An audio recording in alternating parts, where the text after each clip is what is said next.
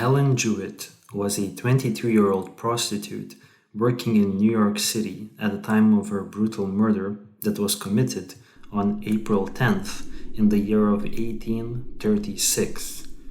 One of her regular clients, 19-year-old Richard P. Robinson, was tried and sensationally acquitted of her murder.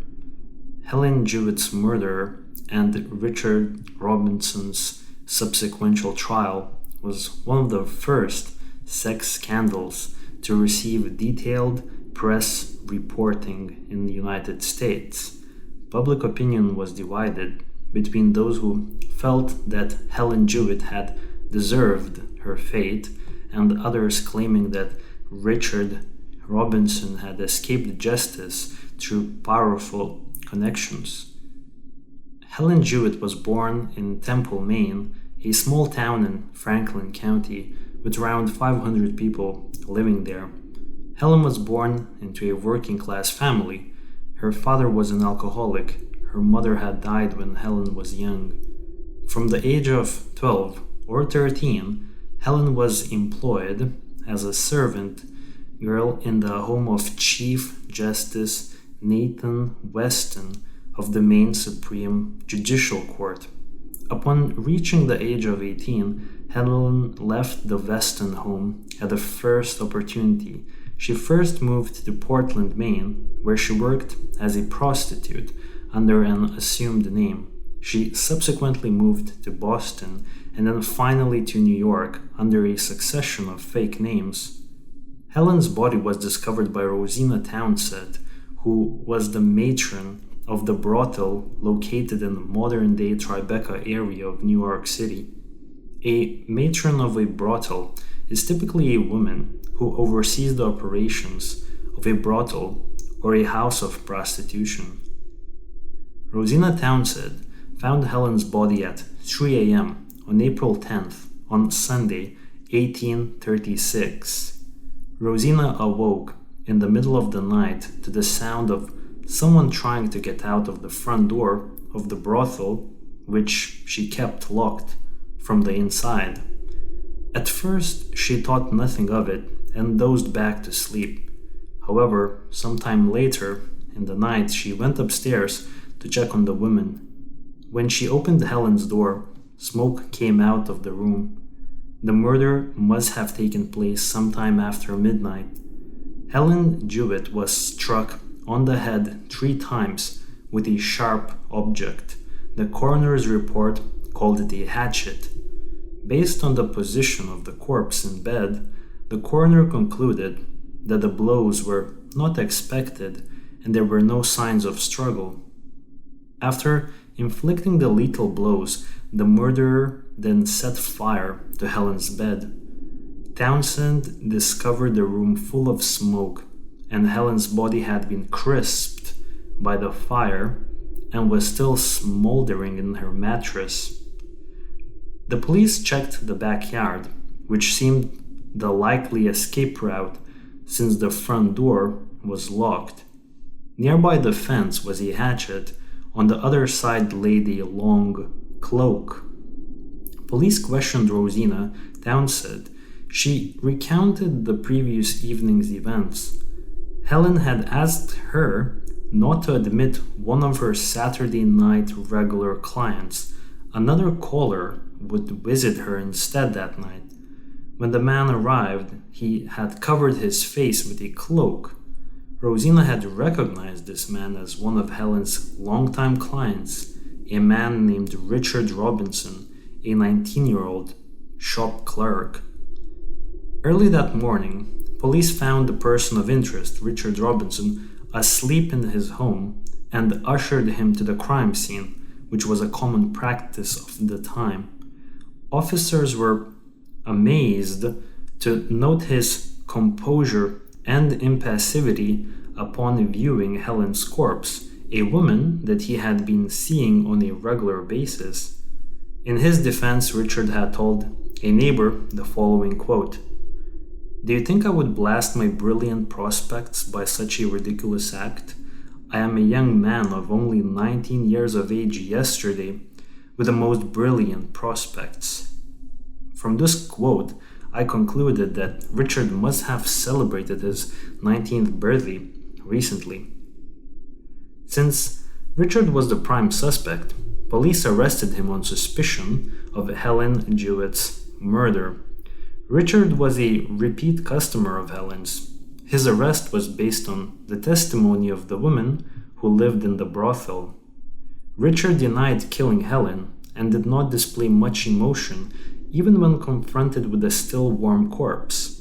The cloak found in the backyard, that was similar to the cloak Richard was wearing at the time of Helen's murder, alongside the witness testimony, was enough to gain an initial indictment for his arrest.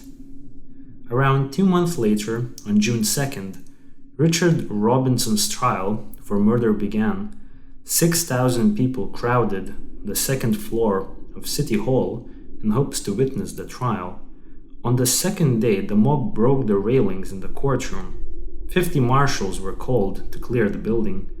Over 5 days, the all-white male jury heard the testimony from Rosina Townsend and from Emma French, a prostitute witness who recalled Richard arriving at the house at 9:30 p.m. on the evening of the crime. Another man identified the hatchet as one missing from his shop. I couldn't gather any more information about this shop owner. Detectives also found a string around the hatchet that matched a loop inside of that cloak that was found nearby the fence, presumably to conceal the weapon. This was evidence that built a connection between the cloak that presumably belonged to Richard and the murder weapon that was used to kill Helen. The defense presented its case. Most newspapers considered the defense case weak until a last-minute witness was added. A 33-year-old grocer by the name Robert Furlong testified that Richard had visited his store at 9:30 p.m. on April 9th, bought a bundle of cigars, and proceeded to smoke and chat with the owner. For a time, he even sat back to read the Evening Post. Furlong said the young man got up around 10:15. As he left, he said, "I believe I'll go home. I am tired." This new evidence directly contradicted Emma French's testimony, which claimed that Richard was in the brothel by 9:30 p.m. All of a sudden, the suspect had an alibi. Mr. Furlong was rumored to have been paid off in order to produce a false alibi for Richard. A year later, in 1937, Mr. Furlong's business would fail, and 2 years later, in August of 1838, he jumped off a ship to his death. By the way, that previous date was 1837, a typo in my notes. Apologies. After days of testimony from several witnesses, including Rosina Townsend, the matron of the brothel who found Helen's body, the judge gave the jury its instructions. Because most of the witnesses were other prostitutes, the judge ordered his jury to disregard their testimony. I couldn't really find any explanation why exactly the judge didn't want the jury to consider what the prostitutes working at the brothel had to say. Presented primarily with circumstantial evidence against Richard Robinson, the jury returned a verdict of not guilty in less than half an hour. Helen Jewett's murder excited the press and the public. The coverage of the murder and trial was highly polarized, with reporters either sympathizing with Helen Jewett and vilifying Richard Robinson, or attacking Helen as a seductress who deserved her fate. Editor James Gordon Bennett of the New York Herald viewed the crime scene and reported back in his newspaper article stating, "Slowly I began to discover the lineaments of the corpse as one would the beauties of a statue of marble. Not a vein was to be seen. The body looked as white, as full, as polished as the pure Parian marble. The perfect figure, the exquisite limbs, the fine face, the full arms, the beautiful bust, all surpassing in every respect the Venus de Medicis.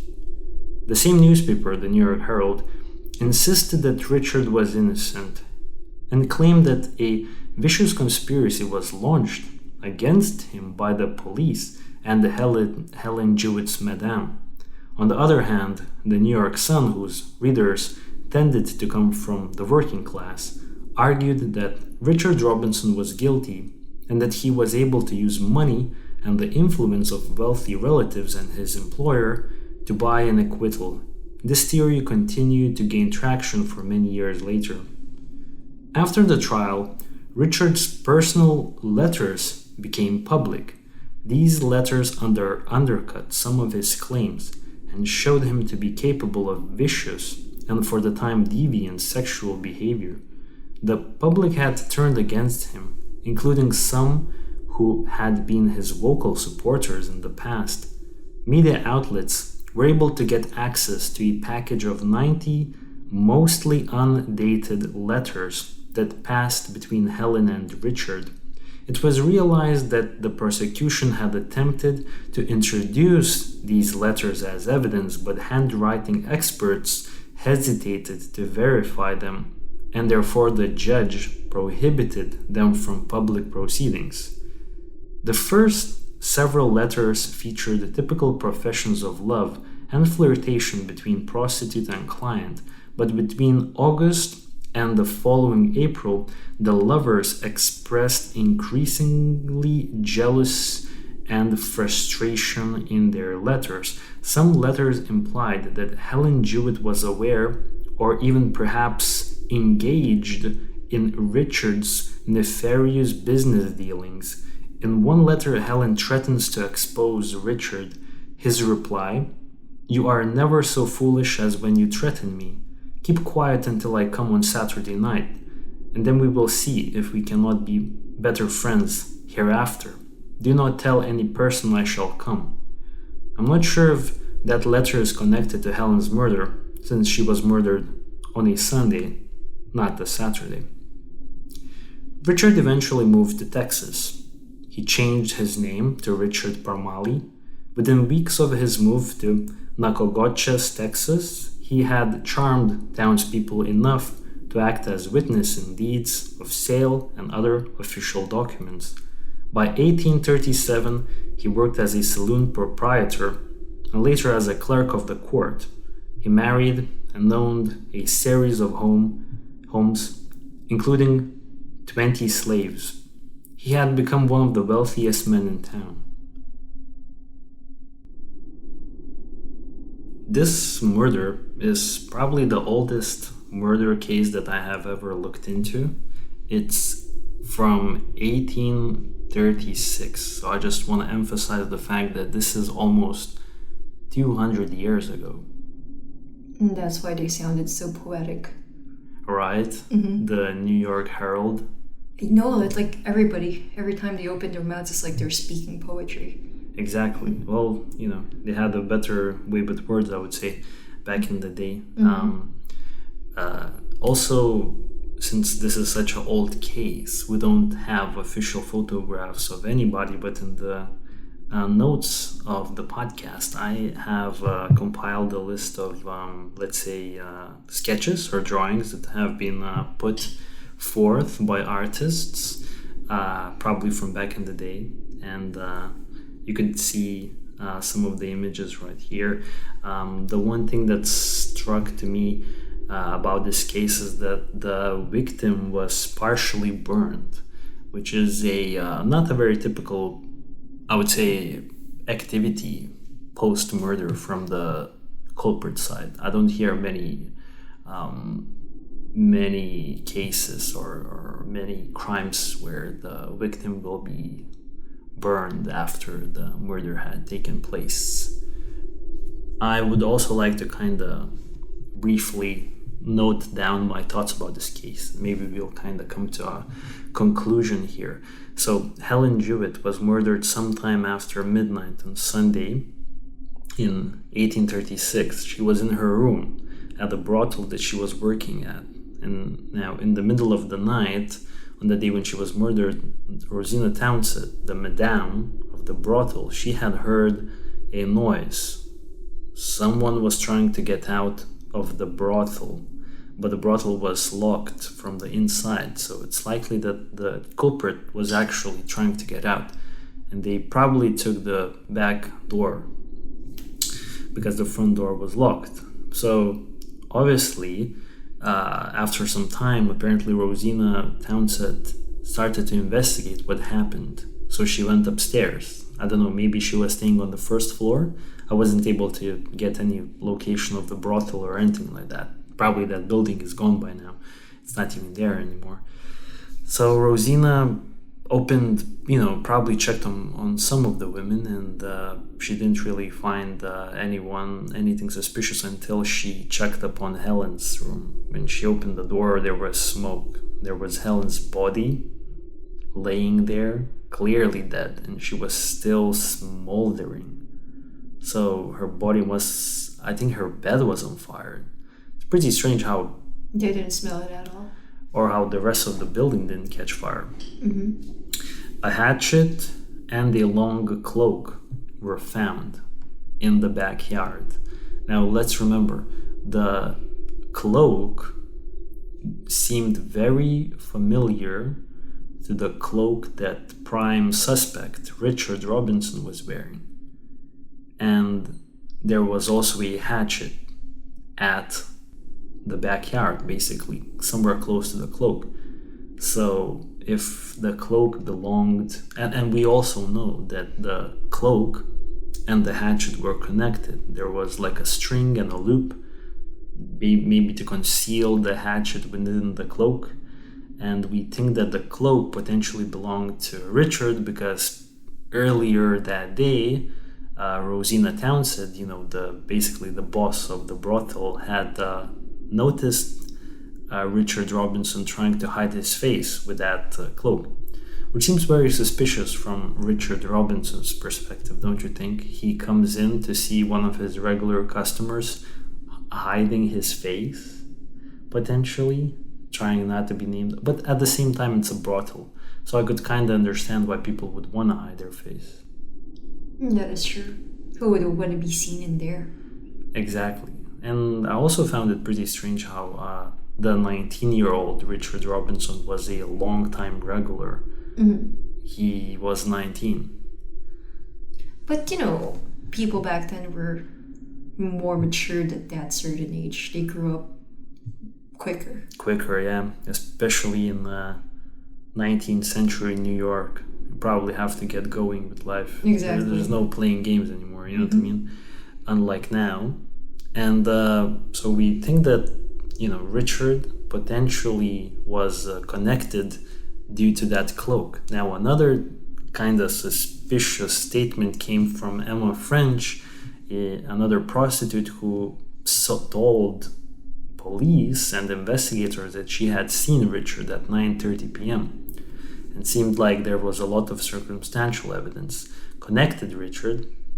Another interesting fact about Richard is that he didn't seem to show any remorse. Mm-hmm. From the statements that I found online, he didn't seem like he had that he was at all flustered when he was or not necessarily identifying the body, but when he was looking at the body of Helen, mm-hmm. A woman that he was wrote brutally murdered, and he had written many letters to mm-hmm. her.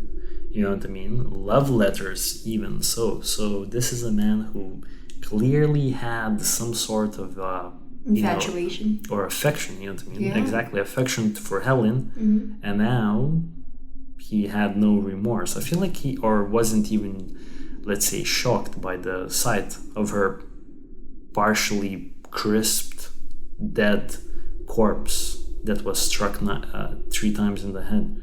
So I think that's probably, to me, it's almost sounds like he already knew what he was gonna see. Oh, definitely.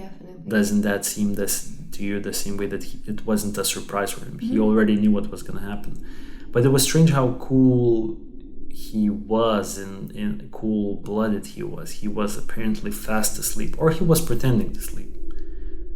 when the police constables went to bring him to the scene. Apparently back in the day, what they did was they would bring the suspect to the crime scene. Yeah, but thinking about it, the way Helen died, it seemed like it was out of anger. She was struck, 3 times? 3 times. Another thing to mention about her murder is that when she was murdered, apparently somehow the coroner was able to establish that she was murdered unknowingly, that she was struck from the back, that she didn't see it coming, and there was no signs of struggle. Well, at least it happened fast, but it seems like it was out of sheer anger. Like, there's so much anger and hatred over there. I mean, after the letters, many years have been released. I believe the letters were released after 10 years, I believe, after the murder. The letters were basically released to the public, and in some of the letters, allegedly, Helen was potentially threatening to blackmail Richard because she knew of some shady business practices that he was conducting there in New York City. So that builds a potential motive for Richard to murder her as well. And apparently everything was going fairly one-sided according to the news reportings, that everything seemed like it was going to end really badly for Richard, at least from the legal standpoint. But last minute witness kind of saved the day for Richard. That shop owner who claimed that at the same time as, what was her name? I believe Emma French. Yeah, Emma French claimed that a Richard Robinson was at the brothel at 9:30. However, Richard's defense team brought in a man who claims that he was at the store where he worked at the same time, and he spent some time there, and before leaving he said that he's going home.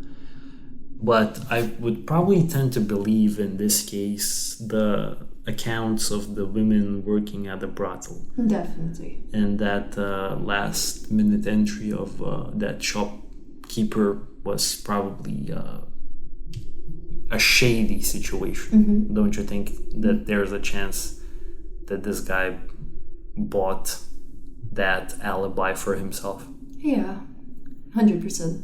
Exactly.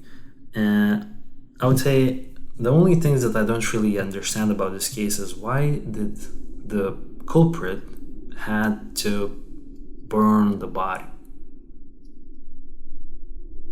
I don't really understand that part, because it's 1836 and no one's really worrying about any DNA evidence or anything like that. I don't think it even crossed her mind. Yeah, that exactly. It would be a potential one day. Yeah, why would you burn the body?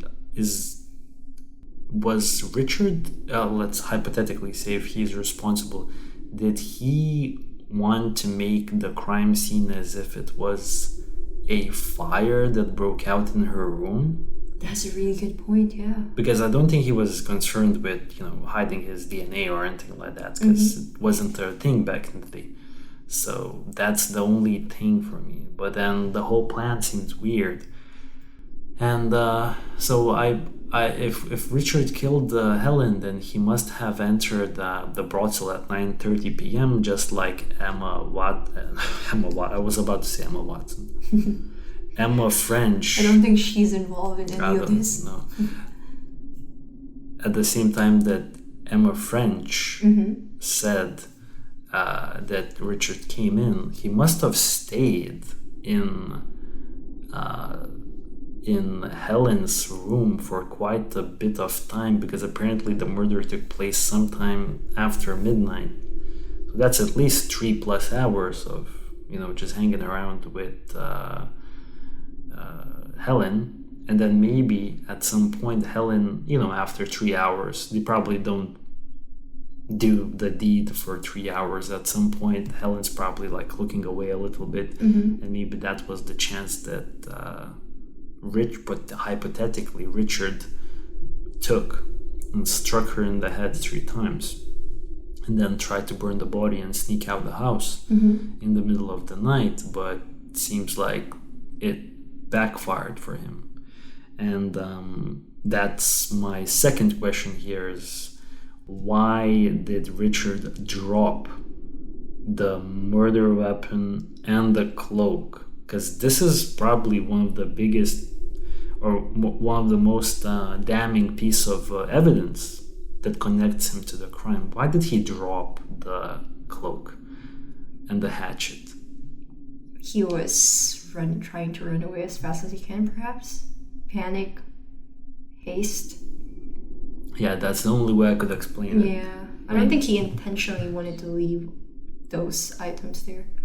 Exactly, but Richard seemed like he was a very intelligent person. It doesn't mean that he was a good person, but intelligent, because shortly after moving to Texas, he already became a wealthy man in Texas, and you know, back in the day, Texas wasn't a good place for everybody, if you know what I mean. Yeah. He was a slave owner and all of that.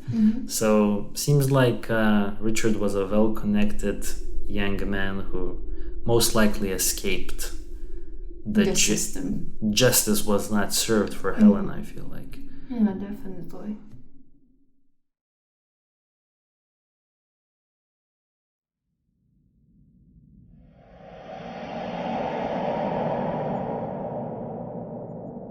Rose Harsent, a 22-year-old woman, was murdered in Peasenhall, Suffolk, a village in eastern England, on the 31st of May in 1902.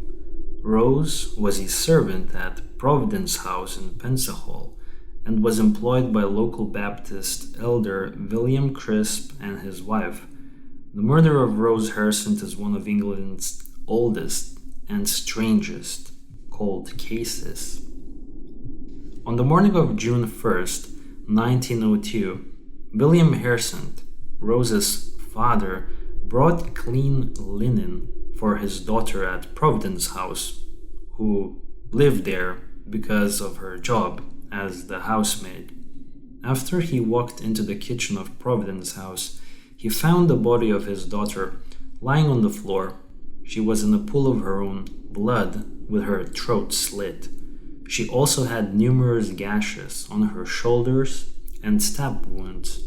Her nightdress had also been burned, and parts of her lower body were charred, as if someone had tried to dispose of the evidence by burning it. Mr. Harsent called the authorities to the scene, and they initially ruled her death a suicide. It didn't take long for them to change their minds. However, this was clearly a murder after they looked into the case a little bit more.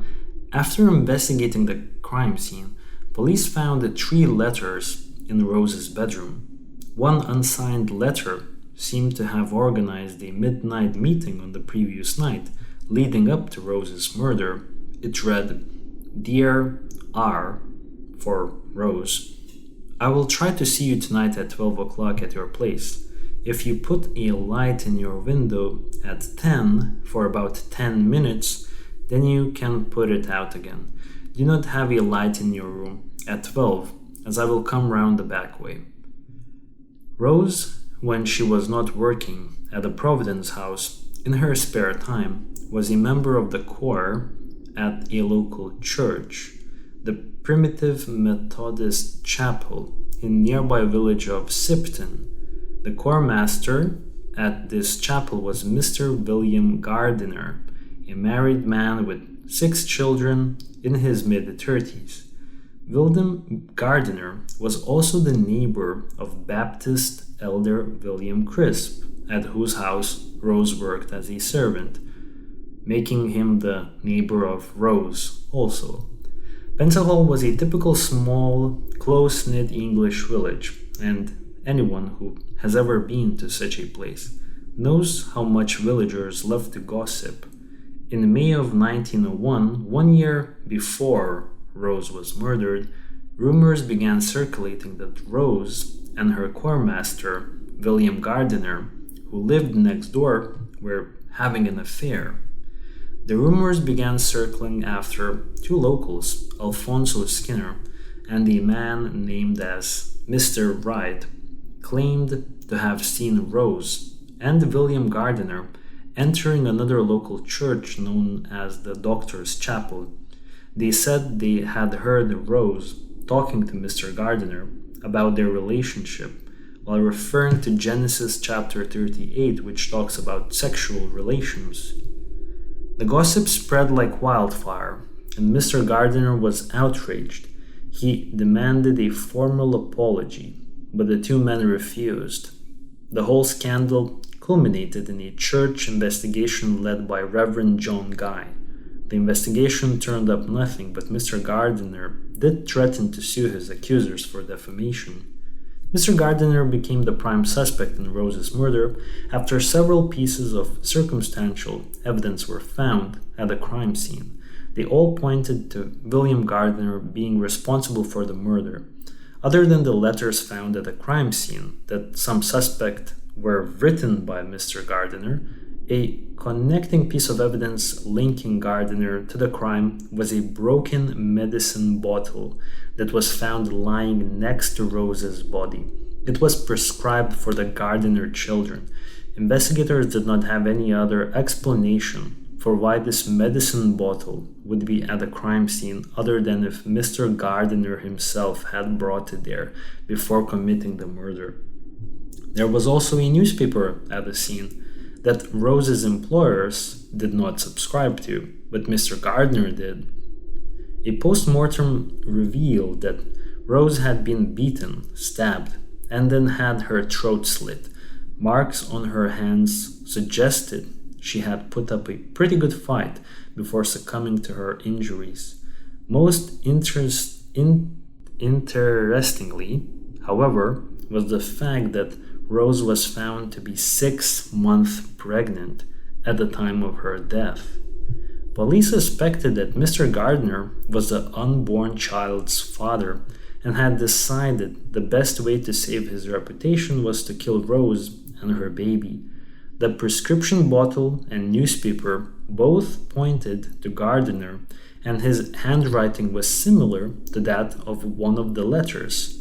More circumstantial evidence linking Mr. Gardiner to the crime scene came out after a witness came forward and claimed that they had spotted Gardiner standing outside his home and gazing over the Providence house where Rose lived at around 10 p.m. one night, watching the light from the upstairs window, just like in the letter.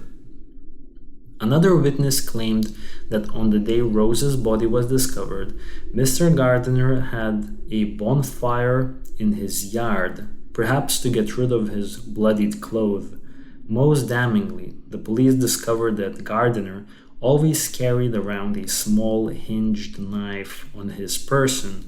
Upon inspecting it, they found what appeared to be blood trapped in its hinge. Gardiner denied he was involved in any way with the murder of Rose Harsent. William Gardiner's wife, Georgina Gardiner, told police that she had known about the allegations of an affair and rejected them as rubbish. Her husband has been cleared by an inquiry carried out by the chapel. When Rose was still alive, she allegedly continued to visit her neighbors, the Gardiner family, since she'd known them for more than 7 years, despite the gossip that was circulating in the village. According to a separate source I found, a witness was able to say where Mr. Gardiner had been at around 10 p.m. on the evening leading up to Rose's murder. This witness was Harry Burgess, another neighbor of the Gardiner family. He claims that Mr. Gardiner and himself have been discussing a thunderstorm heading their way. According to the same separate source, the storm hit at about 11:30 p.m. that evening, and the Gardiners had visited another next-door neighbor, Rose Dickinson. They only left after the storm had died down a couple of hours or so later. William Gardiner, according to his wife, had apparently slept until about 8:30 a.m. His wife said she hadn't been very well and had been awake and up in the early hours. A neighbor heard her through the paper-thin walls going back to bed at about 4 a.m. According to the statement, Miss Gardiner was able to know whether her husband was at home during the night of the murder. After being held for nearly 6 months in prison, William Gardiner appeared at court. He denied murdering Rose. William Gardiner was initially tried in November of 1902. He pleaded his innocence, stating he had been fast asleep at home the night Rose was killed. His wife backed him all the way. She even explained how she had given the prescription bottle to Rose Harsent because the young woman had been feeling unwell, and she claimed that Rose must have simply filled the bottle with paraffin when she had finished the medicine, and for some reason it must have broke during the scuffle with the murderer. According to some sources, Frederick Davis, a 20-year-old living next door to Rose, had been identified as the writer of the obscene verses found in her room and some letters. He insisted he'd penned the letters to her only because she asked him to do it. Investigation had uncovered a claim by a gamekeeper that a trail of footprints leading between the Gardiner house and the Providence house where Rose was living. However, this claim about a trail of footprints between Providence house and the Gardiner's home wasn't checkable. Even experts on handwriting couldn't agree if the midnight meeting letter was the work of William Gardiner or somebody else.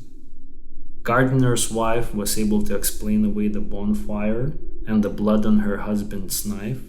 They were just coincidences, according to her. According to his wife's testimony, Mr. Gardiner had caught and killed a rabbit with a knife, and the bonfire had just been started to boil some water. One of Gardiner's neighbors also came to his defense. She declared she hadn't been able to sleep that night during the murder, and she would have seen or heard if Gardiner had gone out that night. She swore under oath that no one left the Gardiner residence that night. The defense team then set about doing their best to besmirch Rose's character. They revealed numerous love letters and raunchy poems that had been sent to the young woman. Their argument was basically by the time of her death, half of the men in Suffolk could have been the father and the murderer. All but one juror believed that Mr. Gardiner was guilty. The judge ordered a retrial. It began early in 1903 and was reported widely. This tragic Suffolk murder case gripped the nation. The second trial began 2 months later in January 1903. No new real evidence had come to light in the investigating month, so the whole trial was basically a repeat. This time, however, the jury went the opposite way. 11 voted for acquittal, while 1 argued for Gardiner's conviction. At the time, a unanimous verdict was needed in the UK for a conviction, and so Gardiner was released as a free man. So who killed Rose Harsent? Most modern historians and researchers who have looked at this cold case believe Gardiner did indeed get away with murder, but not everyone is convinced. Some believe it was Georgina Gardiner who ended poor Rose's life.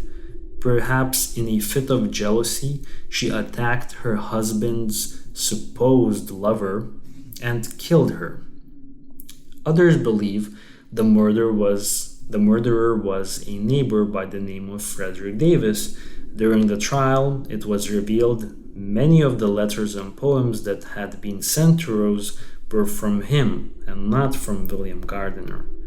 In all likelihood, the death of Rose Harsent will remain a cold case. The Gardiner family left Peasenhall for London after the second trial, and Mr. Gardiner died in 1941. Everyone else involved in the case is also long dead, meaning the real murderer likely took their secrets to the grave decades ago. This one happened at the turn of the century, but still over 100 years ago, in a small town in Suffolk. And apparently it was a very famous case at that time in England. And I believe you think that this one is a little bit more complicated than the previous case. Yeah, mainly because there are a lot of people involved in this case compared to the first one. The first one was a little bit more straightforward when it comes to the name. Another thing about this case that kind of was confusing to me at first, that all of the men in this case have the same name. It's always William. Yeah. Rose was living with a man named William, her father was William, and her suspected killer was also William. We have 3 Williams. That's why I kind of tend to stick to last names here instead of using the first name. So if we're going to go over Rose's murder, the things that I want to point out that, yeah, she was murdered on the night on the 31st of May in 1902. Her body was discovered by her father in the kitchen of Providence House, where she worked as a servant. It's already interesting to me that the person who discovered the crime was her father, not the people who lived in that house. So it makes you question, how big is this house? We actually have images of this house. It's a fairly big house. Rose's body was lying on the floor. She was in a pool of her own blood. Her throat was slit and there were numerous gashes on her shoulders and stab wounds. Her night dress had been burned and parts of her lower body were charred. Police suspected that someone had tried to dispose of evidence by burning the body. The thing about this murder, how it's different from the last one, is that Rose had put up a pretty good fight before succumbing to her injuries, unlike in the previous case where Helen was struck in the head when she wasn't looking. But in both of these cases, seems like the suspect was trying to burn the body. Yeah. Which is, once again, makes me question why. To hide the tracks? But what tracks, since there's no DNA evidence back in the day? It seemed like getting away with murder was easier back then. That is true. And then we have letters, once again, just like in the previous case. We have letters and we have this one letter that is very damning because it almost describes a potential murder setup where whoever sent it, because it was unmarked, offered Rose to put on a light in her room at 10 p.m. because the murderer is gonna come and meet up. Firstly, I find it strange how Rose would just receive this type of a letter that's unsigned, and when the defense team for William Gardiner, they revealed that Rose had a lot of people writing to her. So how would Rose know exactly who's writing about this? How is Rose gonna know who she is going to meet up at midnight if it's unsigned? And we already know that she was getting letters from everybody. A lot of those letters were sent by that neighbor person, Frederick Davis. Frederick Davis, I believe that's his name, sent her multiple letters. Can you even send a letter via mail or post without any names or unsigned? I think so. You just drop a letter in the... with the address of your city. You don't need to sign it, right? So how did Rose even know who she was gonna meet? That's pretty strange to me. A lover. A lover who? Which one? Yeah. So that's something you have to think about. Now, some of the evidence that connected William Gardiner to the murder were the fact, we have to firstly talk about the medicine bottle that was found broken. And apparently it smelled of paraffin. So the medicine bottle, according to the defense team, was given by Mr. Gardiner's wife, Georgina Gardiner, to Rose, because Rose apparently knew the Gardiners for 7 years, and even when all of this speculation about an affair going on between Mr. Gardiner and Rose, apparently Rose was still close with the Gardiners because the Gardiner family denied and didn't believe the affair was happening. So apparently Georgina gave Rose that medicine, and Rose, once the medicine was all used up, allegedly, according to the defense, filled it with paraffin. I don't know exactly what paraffin is. Maybe it's like something to keep the oil lamps going. I have no idea.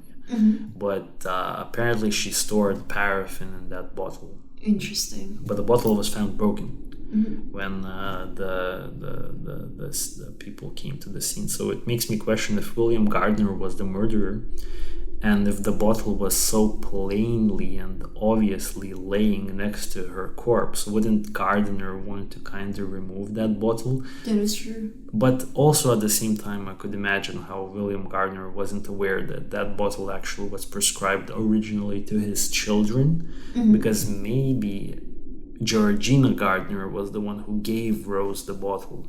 So maybe only Georgina knew the actual history of that bottle. And William Gardiner, if he just murdered Rose, he didn't really consider that bottle could potentially be somehow connected to his family, and he just left it be there. So I could see it going both ways. It's a case where he just overlooked that detail. Yeah. Now, I never saw an official explanation by the defense team about the newspaper. Remember? There was a newspaper found in Rose's room. And the owners of the house where Rose was working didn't subscribe to that newspaper, but William Gardiner subscribed to that newspaper, which is pretty strange. And there was never, at least as I've looked into this case, there was never an explanation for that newspaper detail. But at the same time, I have to wonder if that holds any weight here, because if William Gardiner went to Rose's room to commit a murder, I don't think he would have brought a newspaper with him to just read about and then leave it. So I would probably think that if William Gardiner did commit a murder, the newspaper was probably there already. Yeah. Do you think it was framed though? I don't think it was framed. I don't think anyone really had any intentions of framing. But potentially, maybe if the killer was, for say, that neighborhood kid, Frederick Davis, maybe if he wanted to kind of throw some more evidence connecting William Gardiner, maybe he brought in a newspaper. Exactly right. It wasn't really specified where this newspaper was found, so we can't really discuss that particular detail too much. A couple other details that connect Gardiner is the knife that he carried with him. Oh, what's that about? And it had blood in the hinge of the knife.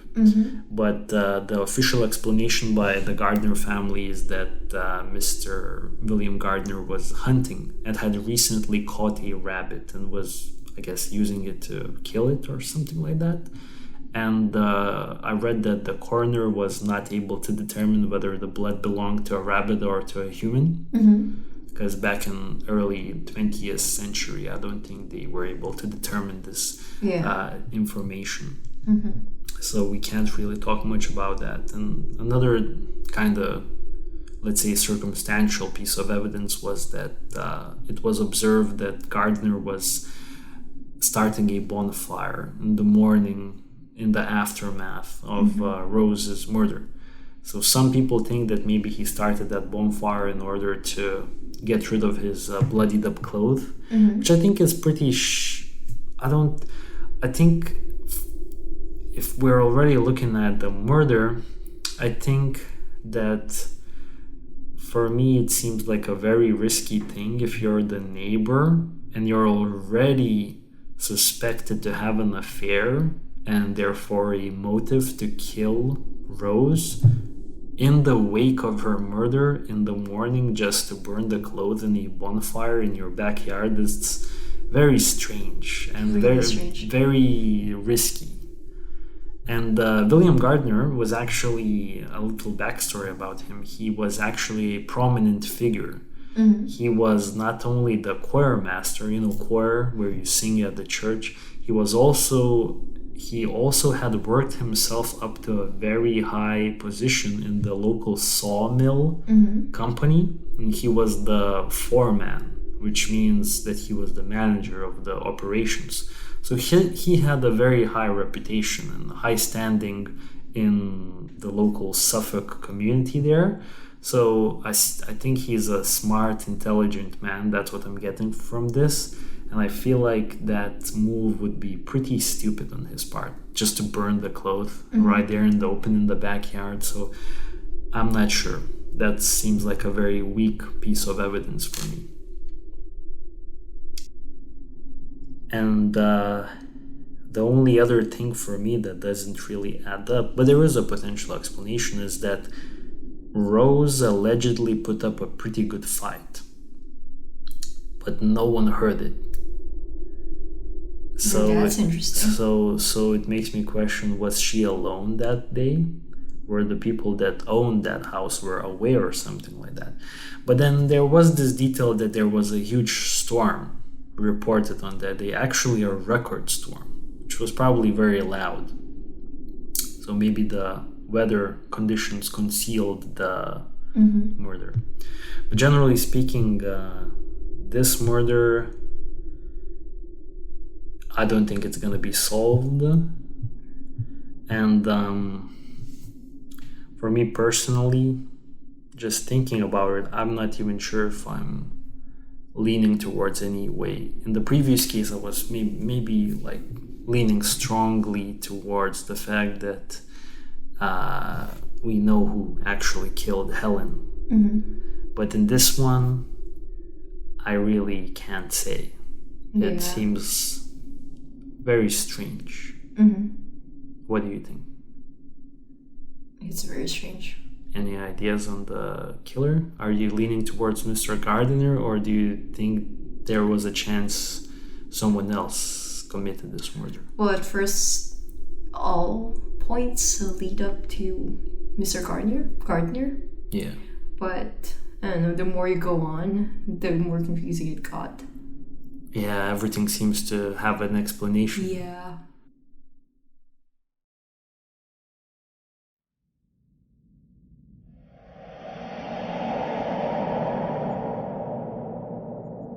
Joanne Elizabeth Bertha Schippan was the youngest child in the large Schippan family and was 13 at the time of her death. The family consisted of parents Matthias and Joanne, 25-year-old sister Mary, and several other siblings. Two of her brothers, Wilhelm and Gustav, were home at the time of Bertha's murder. The Schippans lived in Towita, a South Australian farming community about 115 kilometers northeast of Adelaide. The Schippan family were a religious Lutheran family known to be hardworking, closed off, and maintaining their German language and customs. Bertha's father Matthias was said to have a stern demeanor and was strict in disciplining his children. On New Year's Day, on December 31st in 1901, Matthias and Joanne traveled to visit relatives in Eden Valley, about 20 kilometers away. They left Bertha, the 13-year-old daughter, at home with her older sister Mary, who was 25. Mary and Bertha both went to bed around 8 p.m. Their two brothers, Gustav and Wilhelm slept in a room attached to the farm sheds, about 90 meters away from the house, so they were not sleeping in the same house as the two sisters. No other siblings were at home that day, since they were all away working on separate farms. During the night, Gustav and Wilhelm were awakened by Mary's screams as she ran towards them. Maria explained to her two brothers that she had woken up to a bearded man lying on top of her and her sister Bertha. Other sources say that it was Bertha's scream that woke Mary first, according to Mary's testimony.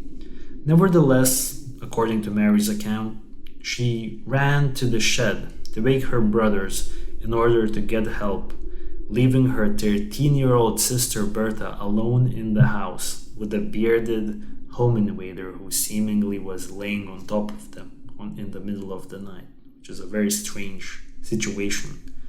Wilhelm and Gustav ran to seek help from a neighbor, but since this was a rural community, neighbors lived fairly far away from each other, and the closest neighbor lived around a half a kilometer away.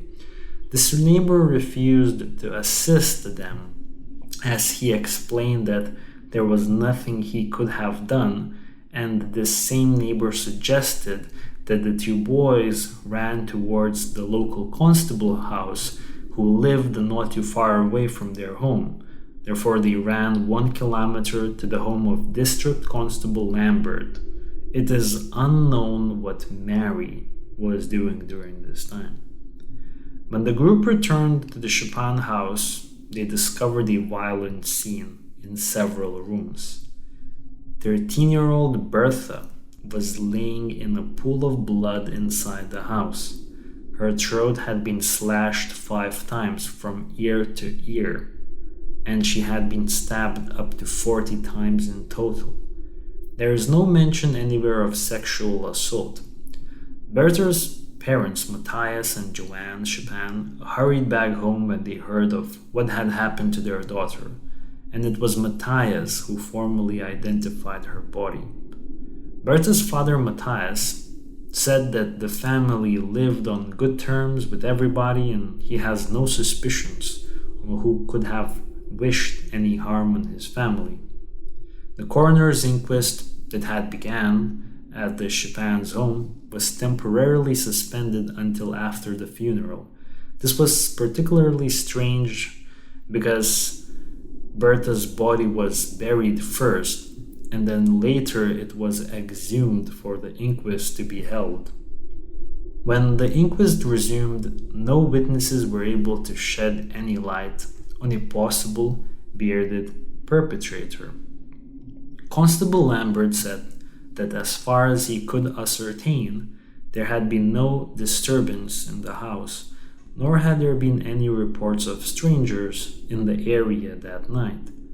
Bertha's sister, Mary, claims that during the struggle in the night, she heard the bearded man drop a knife on the ground, and she even heard the man scream at her, indicating that she had heard the man's voice.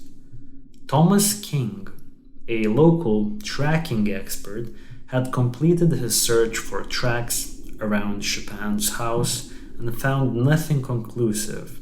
He found that the blood stains to the kitchen door. He followed the blood stains to the kitchen door, but there was no trace beyond there. He was certain that no man had left the house at the time of the murder. Dr. Ramsay Smith, the city coroner and the head of the Department of Health, was called as a witness. It was revealed that hair that appeared to have been pulled out by the roots was found in the Schippan house. Blood was found on Mary's clothes and stockings.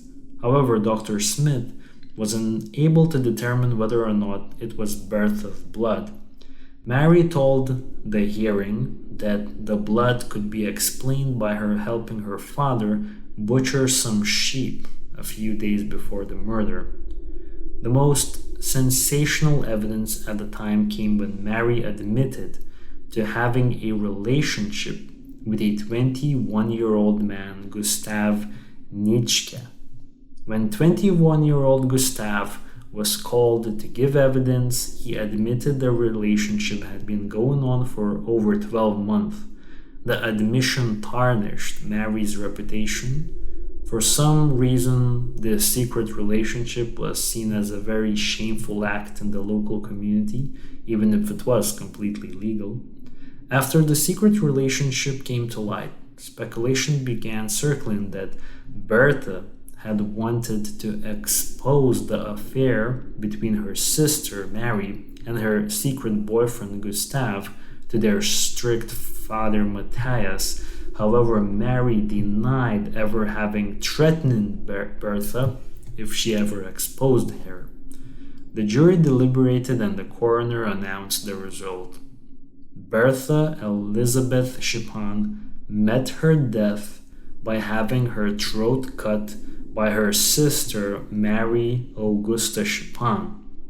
The main motive for the murder was seen as an attempt to hide the relationship with her secret boyfriend Gustav.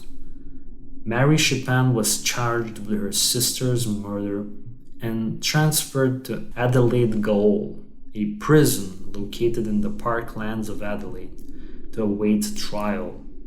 Many sympathizers of the Schippan family, as well as the members of the German and Lutheran communities, rallied together to help fund the legal counsel for Mary. Mary's trial began on March 1902, where she appeared before Chief Justice Sir Samuel Way. Her defense counsel was Sir Josiah Simon, a senator in the First Australian Parliament and recent Attorney General. Mary pleaded not guilty. People were so desperate to gain access to the court that some were injured, and state troopers were brought in to calm the crowd. The trial lasted for 6 days, and as it progressed, public sympathy for Mary started to increase as her defense attorney Josiah Simon brought suspicion to her secret boyfriend Gustav. At the start of the trial, the crowd's attention was squarely placed on Mary. However, it was her secret boyfriend Gustav who soon found himself being berated and attacked as he walked between the court and his lodgings. Eventually, he was escorted home by police.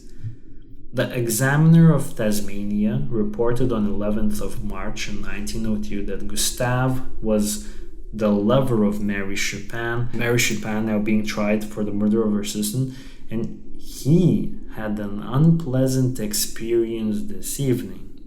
The Examiner of Tasmania is basically a newspaper, just to kind of give you more context.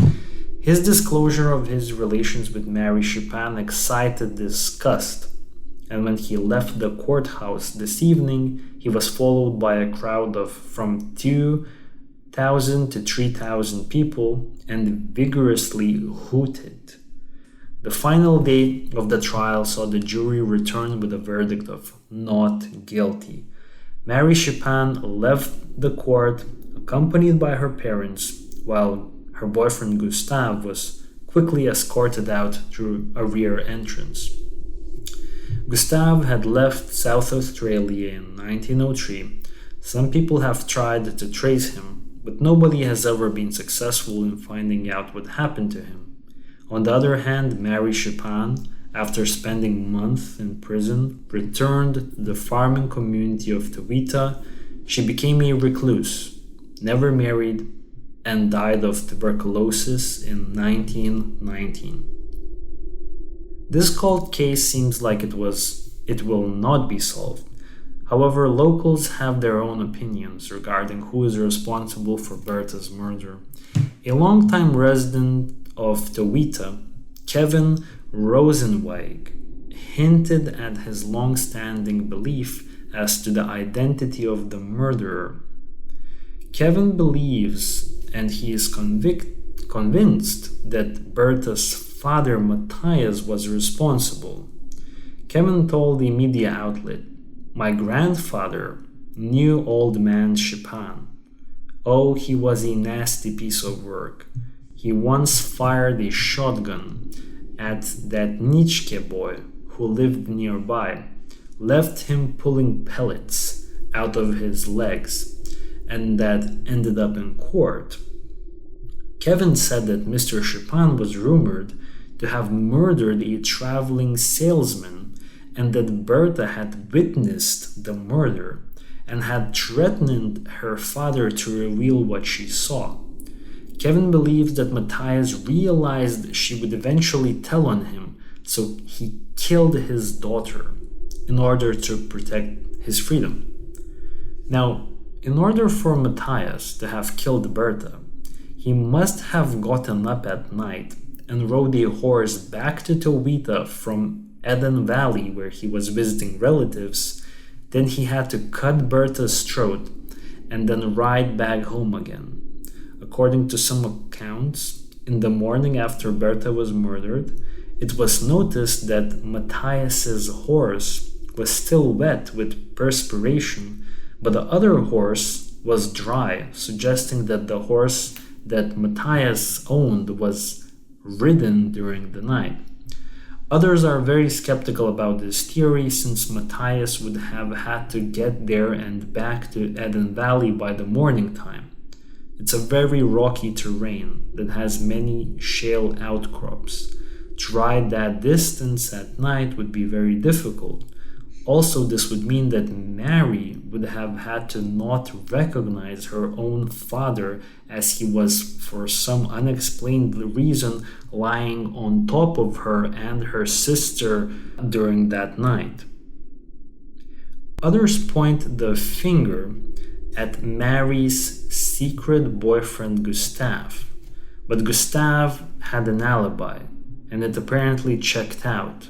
He was in Adelaide on the night of the murder, and it was deemed impossible for him to have had time to commit the murder before returning to Adelaide, though some still believe he had motive if Bertha threatened to oust his and Mary's relationship to her parents, specifically their stern father.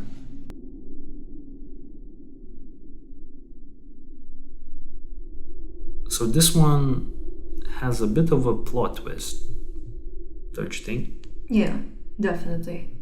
You weren't expecting the father to come into potential suspicion at the very end. I thought that case was closed. It was his sister, but nope. Interesting. I still think the vast majority of historians and people who are looking into this case, I think most people are believe that she was actually responsible for her sister's murder. If we would go quickly over the information that we have collected here, is that 13-year-old Bertha Schippan was brutally murdered in her family's home. I would like to emphasize that the murder was brutal. So would the sister be so enraged as to murder her own sibling? That's something we have to kind of think about as well. On the night of the murder, Bertha's parents were away visiting relatives, and they left Mary to kind of look after the children. I don't have exact ages for their brothers Gustav and Wilhelm, the two boys who slept in a shed 90 meters away, but it seemed like they were probably younger because they didn't want to kind of enter the house and fight the man who was for some reason laying on top of the two girls in the middle of the night, which is pretty strange behavior. During the night, Mary awoke to screams, allegedly, and claimed to have encountered a bearded intruder in her room who was laying on top of her and her sister. I assume they were sleeping in the same bed. Or twin beds. But a little spaced apart. But why was the intruder laying on top of them? Oh, yeah. In the middle of the night. Yeah. How can that be? Definitely beside each other. Then. A bearded intruder. That's what we have. And shortly after the investigation concluded, suspicion fell on Mary. due to lack of evidence that any intruder actually has been there. No evidence was found that anyone else but Mary and Bertha were in the house that night. So the way I see it, we have three potential suspects here. Number one is Mary, the sister, who was the last person to see Bertha alive. Number two is Bertha's father, who had alleged motive to kill Bertha because Bertha had witnessed him murdering a traveling merchant. But I don't have any information about that at all. Whether there was a merchant that was found murdered or any details about that. Yep. Looking at the family picture, the dad was a heavily bearded guy. That's a very good point. Actually, for some reason, this is such a obvious connection to make, but I didn't. So I'm very glad that you took a look at the picture. I mean, the family picture looks pretty scary, but it's early 20th century.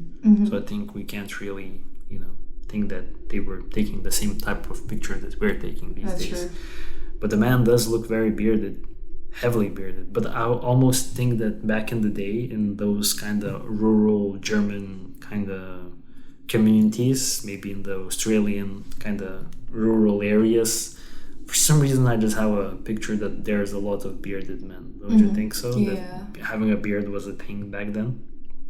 But I could be wrong. No. Maybe he was the only bearded man in town, which would make it very suspicious. Yeah. Now, so going back really quickly to the third suspect is the secret boyfriend, Gustav. So out of the three potential suspects, who do you think who are you leaning towards the most? The dad, actually. The father? The father. Because of the beard connection. And it could be potentially Gustav. If Mary actually is the prime suspect, it could be a plan. It could be actually a plan. That Gustav. Yeah, I would say that I don't think that the father was the murderer because it just seems like it's the motive is weak in my opinion because we don't have any information about that killing that apparently Bertha had witnessed. And on top of that, it seems to me that it was understood that it was pretty hard to for him logistically to commit the crime. It would be, think about it, he would have had to lay on his two daughters in the middle of the night and then even scream at Mary. And then Mary, if she's not in on the kill, she would have not recognized it. And the whole plan seems so strange. I do think that if Matthias, Bertha's father, wanted to kill her, I think there was way more better opportunities to kill her rather than go on this. This is just weird. He's already visiting family in another place, in another state. Why would he go back all of a sudden to kill the daughter on New Year's Day? I think there are way better times for him to kill her, so I don't think that was their case. But for Mary and for Gustav, I see that this was actually a very good opportunity to kill Bertha if they wanted to kill her, because everyone's away. It's just her there. So that's why I don't think that the father killed her. I feel like in some way Mary must have some sort of a connection to the case. And potentially, I completely don't understand why this relationship was such a shameful thing for the family. But for some reason, it was very shameful. No, probably because they weren't married at that point. Yeah, and they're a very strict Lutheran religion. So. And you know how it was back then. Just looking by the picture of their family picture, it just seems like it's a bad thing. Very conservative era, as Yeah. we might say. Exactly. So I would say that I'm thinking that for me it seems like Mary definitely had a connection. That's how I'm leaning towards it. And then her secret boyfriend Gustave, he apparently had the alibi. He was in Adelaide. Mm-hmm. So I guess he couldn't have done it. A paid hitman? Maybe, yeah. Did they have those back then? Yeah, I don't know. Potentially.